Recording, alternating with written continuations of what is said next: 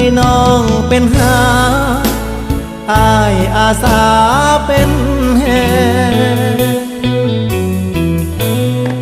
อ้ายเป็นคนหาเจ้าคอยเก็บแบ่งสร้างฝันด้วยแรงที่อุ่นด้วยรัก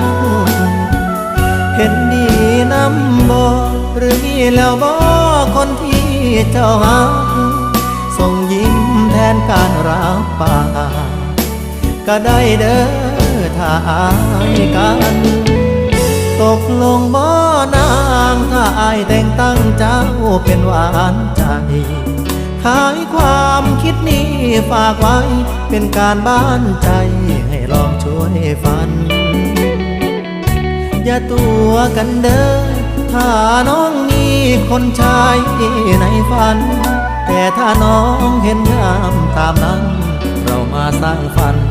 ช่วยกันเด้อ